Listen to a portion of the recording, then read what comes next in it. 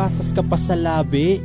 Gusto mo nang maghari sa mga nguso? Minsan digdi sa lugar kang kalawag, kadakol nangyayari, kadakol mauurag. Gabos palak-palak, dai makapaghalat, nagkukuraho na sa gilid, nagribok na kang urapa kang gurang. Igot-igot na patig magtarang, at halos magkaparaas ang laway na aalang. Sabitis niya nasa kang mga kalaban na ilang, ang gabos na magsimbag sa iyang kinukurahawan.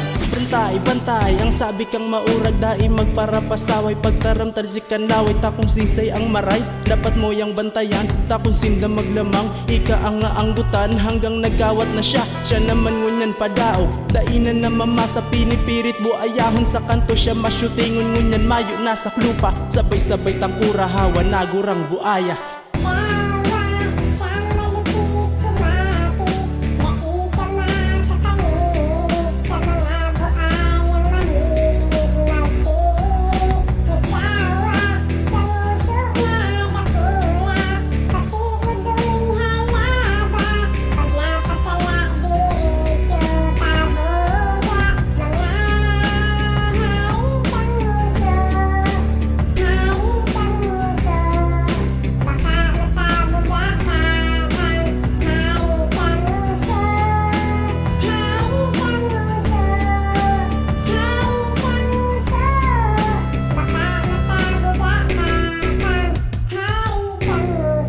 Sisay nagsabi sa inyo magkuro ka mo ring import.